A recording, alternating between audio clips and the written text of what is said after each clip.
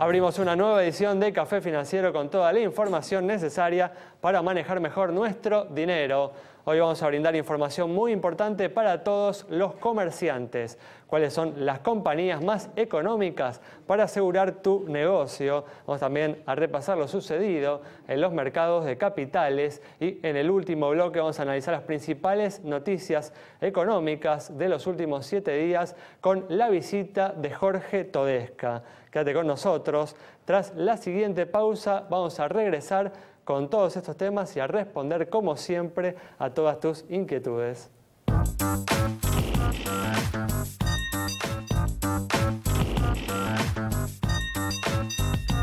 Estamos aquí con Santiago Chelala, también está Yamila Escala y nos está acompañando una vez más Julián Siri para repasar lo sucedido en los mercados de capitales. ¿Qué tal? ¿Cómo andan? Muy bien, ¿cómo les va? ¿Cómo están? Muy bien, bueno, nuevamente estamos en este día especial, el sábado, que no es nuestro día habitual, ¿no? El programa del domingo lo estamos haciendo hoy por el fútbol, que va a pasar mañana este canal. Bueno, vamos a arrancar con todos los temas que tenemos para hoy y en estas primeras semanas del año, el gobierno flexibilizó el cepo cambiario, mientras en todo el 2014 se vendieron para atesoramiento 3.000 millones de dólares. En estas primeras semanas del año ya se vendieron 1.000 millones de dólares. Santiago va a ampliar esta información. Los primeros días de enero fue un récord realmente. En un solo día, justamente el primer día hábil del mes de marzo, donde estamos ahora, 90.000 personas compraron dólar ahorro, así como escucharon bien, un estadio lleno de fútbol, de gente corriendo a los bancos, o bueno, algunos por internet pueden hacerlo, en algunos bancos privados, comprando este dólar ahorro, que la FIP todavía permite comprar a 10,50. Claro, mucha gente lo que hace es comprar, cobra el sueldo, por eso el primer día hábil del mes. No digamos corriendo, Bueno, sí, pues si no estaríamos hablando de una corrida. ¿no? Pero bueno, si uno va, fíjense, es el primer día hábil, no es que esperan en la semana tranquilamente, o 15 o el día que cobran, ¿no? Apenas cobran el sueldo, van a comprar los dólares 10,50 y muchos de ellos por ahí los revenden a 12,50 o a 13 en el mercado negro, haciendo así una diferencia. Por eso justamente el dólar blue cayó esta semana cerrando cerca de los 12,80. Recordemos que había alcanzado 13,50 más hace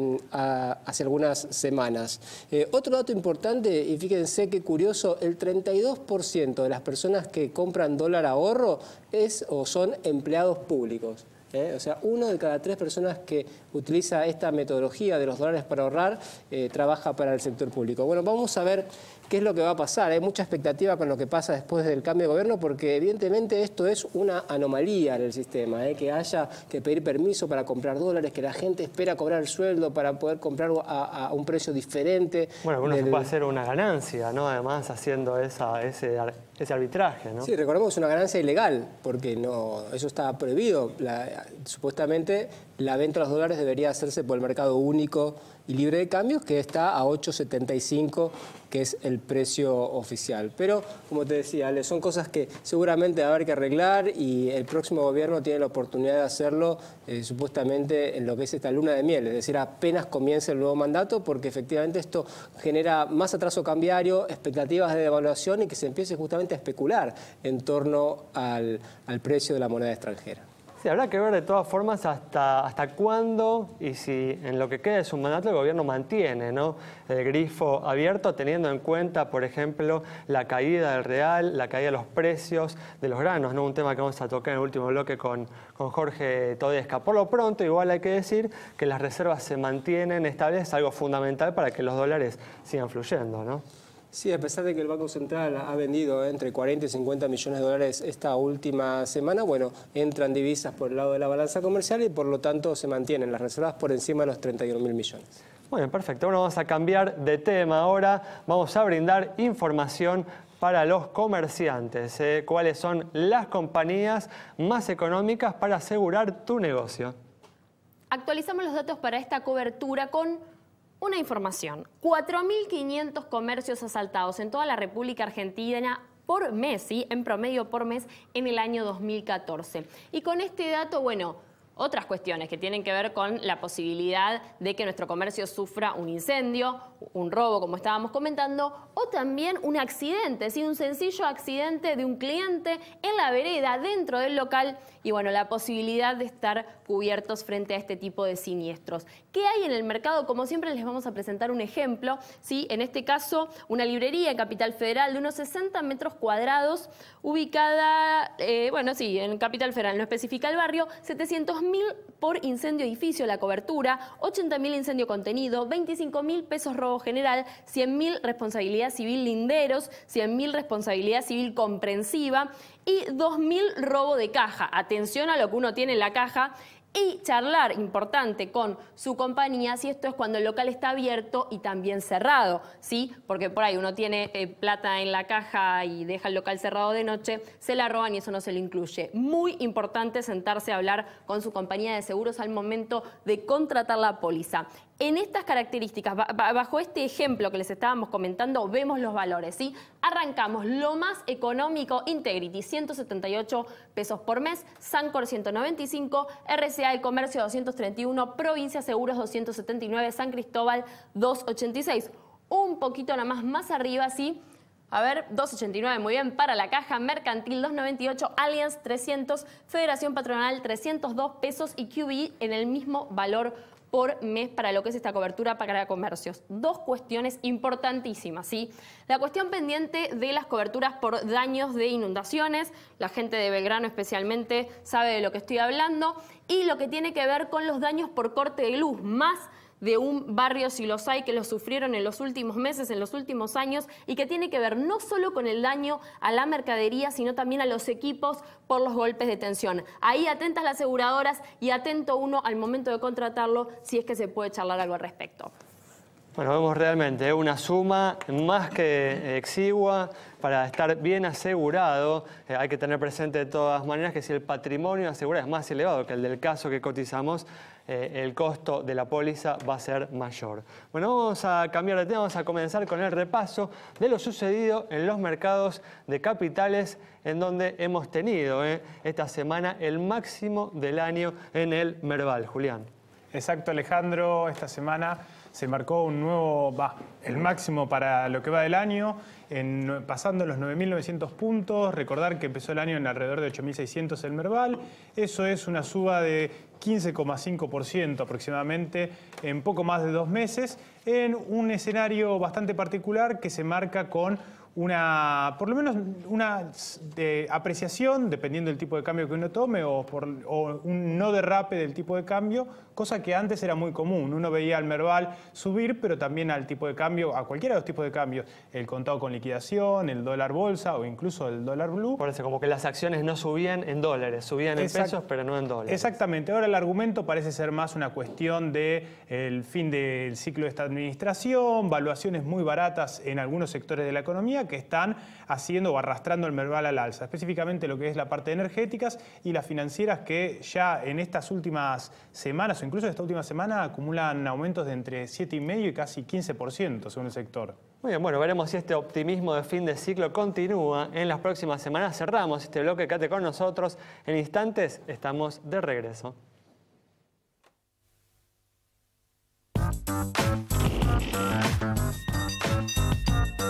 Bueno, estamos de regreso y vamos a comenzar a responder a las consultas que nos han enviado.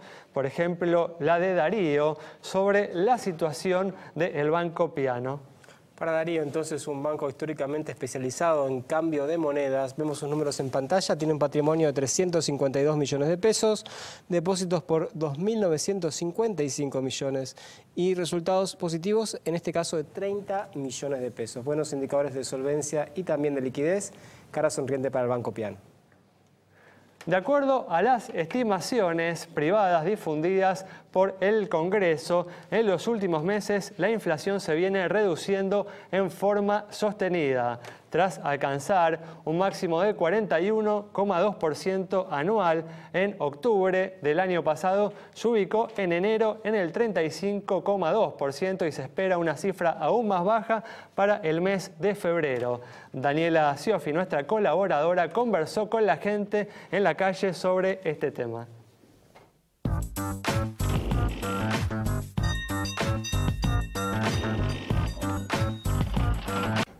Financiero entrevistó a los consumidores para ver si creen que esto es el resultado de políticas acertadas por parte del gobierno y cuáles son sus expectativas para los próximos meses.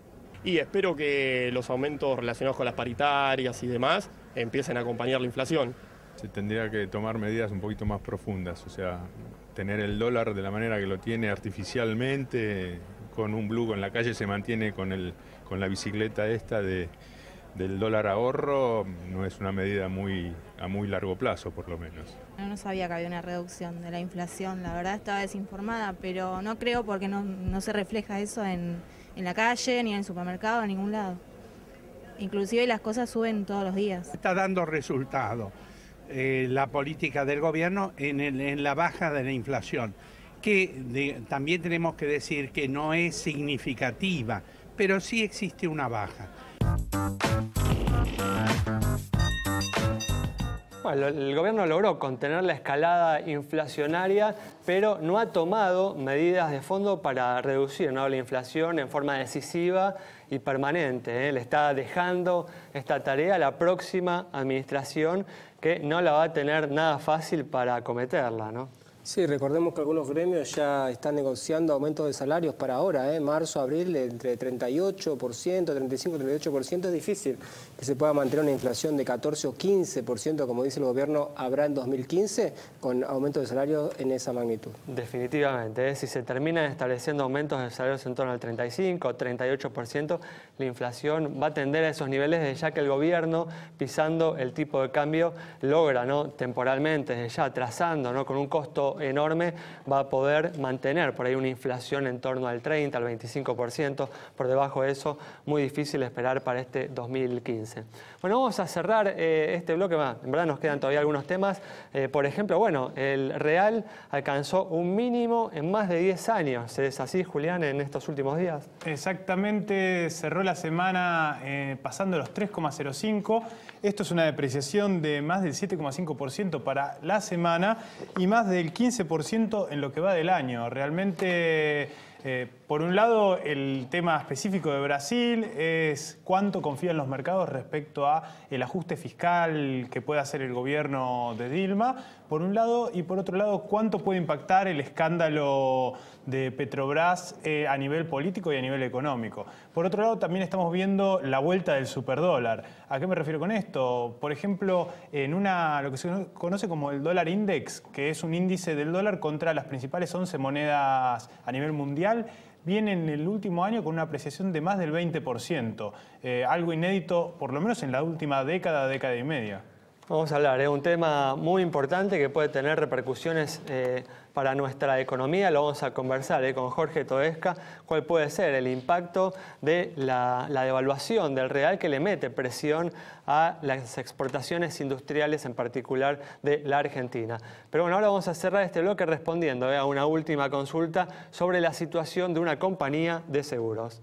Para Valentina, que nos consultó sobre la situación de QBE Buenos Aires, esta empresa presenta un activo de 3.762 millones de pesos, pasivo 2.863 millones, patrimonio 899 millones de pesos, resultado positivo 97 millones, primas 1.684 millones, se informa 7.081 juicios, con indicadores que se condicen con los del promedio del mercado, es que le otorgamos la luz verde de nuestro semáforo. Y recuerden, a ver, acá abajo, @Café Financiero en Twitter, en Facebook también nos encuentran como Café Financiero, nos escriben y les respondemos. Bueno, recordemos, ¿no?, que la caja ART compró recientemente a QE ART, ¿no? Bueno, muy bien, cerramos de esta manera este bloque. Al regreso vamos a estar dialogando con el economista Jorge Todesca sobre los hechos más destacados en materia económica de la última semana.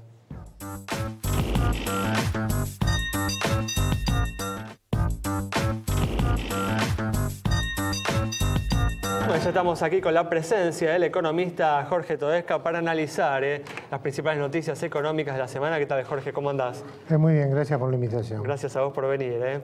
Una semana en la que, como venimos hablando, se registraron algunas malas noticias para el gobierno. Como dijimos en el bloque anterior, el real cayó a su valor mínimo en más de 10 años y también cayeron los precios tanto del trigo como de la soja, también a valores mínimos de 5 meses y un mes respectivamente. ¿Cómo crees, Jorge, que estas noticias, estos hechos, crees que pueden agudizar los problemas que está enfrentando la economía argentina? Bueno, sí, porque básicamente el principal problema es lo que llamamos los economistas del sector externo de la economía. Por eso te pregunto, o sea, todas las que sean transacciones con el exterior. Están escaseando los dólares y esto apuntaría a agravar, ¿no? Claro. Esa escasez de dólares. Por contraposición, el precio del petróleo cayó un 50% y nosotros somos hoy compradores netos de petróleo, así que eso... Bueno, eso ya era una noticia más vieja, ¿no? Era la del una petróleo. noticia, bueno, pero digo, el conjunto de la situación no es tan grave porque... Gracias a eso, gracias claro, a la caída del precio del petróleo. Tenemos como 2.000 millones menos de importaciones probablemente este año que el año próximo. La realidad de la Argentina es que están cayendo las exportaciones y cayendo las importaciones. O sea, yo digo, el comercio exterior de la Argentina se está jibarizando, achicando nuestro vínculo con el exterior por los dos lados. Y el saldo comercial de este año creo que optimistamente podrá ser parecido al del año pasado, que fue 6.000 millones de dólares positivo.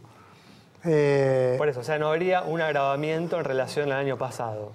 Claro, que es digamos, la parte genuina realmente de ingreso de divisas que está sosteniendo el funcionamiento de la economía. Así que las restricciones a la importación yo creo que van a seguir y la competitividad de la economía se agrava día a día, porque a pesar de que la inflación ha bajado como unos 10 puntos anuales, creo yo, del año pasado contra lo que va a ser este año, al estar con un dólar fijo, la competitividad, sobre todo de las economías regionales, uno la ve muy comprometida, ¿no? ¿Crees que a pesar de estas noticias que se vienen dando desfavorables del exterior, el gobierno va a mantener este libreto de devaluar 2-3 centavos por semana hasta el final de su mandato? Sí, yo creo como intención sí. Nunca uno tiene todas las riendas, o a lo mejor si cree. La intención es esa, ¿vos crees que van a poder llegar hasta el final? Esa es la gran pregunta. Mira, yo creo que hay una posibilidad de que se llegue en la medida en que el gobierno está muy decidido a que si sobran importaciones, sobran entre comillas, las paran. O sea, está decidido a hacer cosas que otro no estaría decidido a hacer, ¿no? Que tienen que parar todas las importaciones no esenciales, las para que no le falten dólares. Está también el acuerdo con China, que todavía a lo largo del año dará 3 o 4 mil millones más. Y a mí me parece que ¿Te parece que llegan? Claro, me parece que ese compromiso es muy fuerte. Ciertamente, lo de Brasil introduce un hecho nuevo, muy complejo de manejar, porque la economía brasileña está creciendo poco, está demandando poco por su poco crecimiento y encima está devaluando, ¿no? Bueno, había un intento del gobierno de ir, o por lo menos eso trascendió, a los mercados internacionales a buscar financiamiento, pero algunas resoluciones del juez Griesa parece que echaron para atrás esa intención. ¿Te parece que igualmente hay alguna alternativa para buscar financiamiento externo, ya sea europeo, con algunos fallos de jueces ingleses un poco más amigables? Yo creo que es difícil que la Argentina salga al mercado internacional, pero alguna emisión de bonos el gobierno va a hacer, creo que básicamente bajo leyes locales, que es probable que logre algunas compras de inversionistas en el exterior a una tasa de 8,75, ¿no? Que es la que está pidiendo, ¿no? La que está pidiendo, ¿no?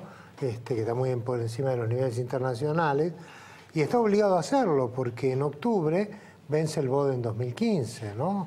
Que son alrededor de 6.000 millones de dólares el 3 de octubre a la mañana. Por eso, ¿crees que no le queda otra, digamos, que conseguir algún nivel de financiamiento? Sí, tiene que conseguir algún nivel de financiamiento y algún canje de ese bono por otro bono con los inversionistas. El resto del año es bastante tranquilo en pagos externos, salvo el mes de mayo, que hay que pagar una de las cuotas del Club de París. El resto del año es tranquilo, pero octubre es hot, ¿no? En medio de las elecciones. Y a última cortarán más importaciones, ¿decís?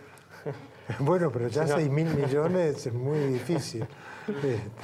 Es complicado, es demasiado. Y la pelea con los fondos buitres parece que quedó allá atrás, lejos y hace tiempo, ¿no? Como dicen. ¿Te parece que puede haber alguna noticia, Jorge, este año en lo que respecta a los holdouts, alguna negociación o tratar de acordar un poco con el conjunto, ¿no? De los holdouts, que es lo que se está esperando? Claro. No, a mí me parece que no.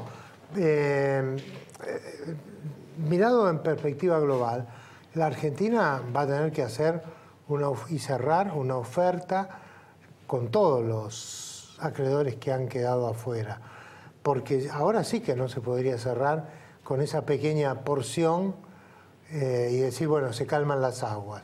Una, porque ya detrás de los 1.300 originales se pusieron en la cola esta que le llama Me Too, yo también, una cantidad adicional. Y hasta los que estaban más dormidos de todos se han despertado, ¿no? Con esto. Así que yo creo que es una tarea que queda para el próximo gobierno y es una tarea que la va a tener que encarar desde el primer día, ¿no? Jorge, no mencionaste otra fuente de dólares, ¿no? Hoy contábamos en el primer bloque que el año pasado el gobierno había vendido para atesoramiento 3.000 millones de dólares y en lo que va del año ya vendió 1.000 millones, ¿no? Como que ha flexibilizado bastante el cepo. Bueno, ahí podría haber una fuente de dólares, ¿no? Cerrar nuevamente el cepo a los niveles del año pasado o por ahí más, digo, ¿no? Es una cosa extraña esta situación, ¿no? Porque obviamente el gobierno está diciendo a una parte de la población, también ustedes pueden participar de la bicicleta, pueden comprar a 8. Una dádiva, 60, ¿no? Una dádiva electoral. Es algo así, ¿no? Desde el punto de vista económico no se explica, no tiene ninguna explicación. Yo creo que es más político decir, bueno, hay un sector de la clase media que se mantiene más tranquilo con esto, que hace algunos pesitos de diferencia por mes. Un ingreso extra. Pero claro, definitivamente. Sí, así es. Desde el punto de vista de los números y demás, uno diría, no, o voy por un programa para liberar completamente el cepo, o en esta situación, a ver, pedirle al Banco de China y endeudarte con el Banco de China por la misma suma que le diste a los ahorristas por las autorizaciones de la AFIP, y no tiene mucha lógica económica. Hay una lógica política singular, ¿no? Peculiar. Sí. Tendrá, ¿no? Sí, sobre todo porque me parece que no es la clase media la que va a sostener electoralmente al gobierno. Desde ya. ¿Y cómo se arregla, Jorge, el tema del cepo sin crear, por supuesto, una espiral de estas de devaluación, inflación, que ya tuvimos tantas en Argentina, ¿no? Porque en cuanto se libere probablemente haya algunas compras adicionales de dólares. Bueno, yo me lo imagino esto como el canal de Panamá, a veces lo digo en las charlas, ¿no? Que primero tenés que nivelar la esclusa y después abrir para que pase el barco, ¿no? Si largás el barco, ¿no? con 20 metros de diferencia, es un desastre. Y nivelar las aguas significa que empieces por lograr resolver los problemas financieros que la Argentina tiene con el exterior, la relación con el Fondo Monetario, la oferta con los holdouts, y el próximo gobierno yo creo que se va a tener que mover muy rápido en relación a eso, y de la mano de eso vendrá la liberación del tipo de cambio. ¿Vos creés que al liberar el tipo de cambio se va a intentar establecer rápidamente o seguir hacia el dólar de equilibrio, o creés que se va a llegar a ese dólar de equilibrio en etapas a lo largo del tiempo? Bueno, a mí me parece que, digamos, si lo miramos desde la competitividad de la economía, no tenemos un desfase monstruoso, ¿verdad? Tenemos uno importante. Digo, el plus, con lo cual quiero decir, a ver, si uno pudiera mantener un tipo de cambio real 20% por encima de esto, desde el punto de vista de la competitividad de la economía, se arregla bastante, ¿no es cierto? Y no estamos hablando de una Pero bueno, una cosa inflación del dramática. 30-35%, estamos hablando por ahí de una devaluación en un año del 50-60%. Yo no soy partidario de hacer las cosas de ese modo. Creo que es muy difícil contener el pasaje a precios, ¿no? Creo que hay un solo caso en nuestra historia, que fue el caso del 2002, en pero donde como una hubo recesión extraordinaria, ¿no? Una hubo magnitud recesión, así. pero además También se hizo en el contexto de la recesión más importante tal vez de la historia argentina. Sí, junto con la crisis del 14 al 18. Sí, es así, pero también junto con eso se presentó y cumplió un presupuesto fiscalmente equilibrado. Obviamente estamos en cesación de pagos y los niveles de monetización de la economía eran mucho más bajos. Bueno. Y nadie se tentó emitiendo para gastar. Jorge, nos tenemos que ir. Muchas gracias por haber estado con nosotros. Bueno, vamos rápidamente, se nos acabó el tiempo. Muy interesante el análisis de Jorge Todesca. Nos reencontramos el próximo lunes a las 19:30 aquí en Metro.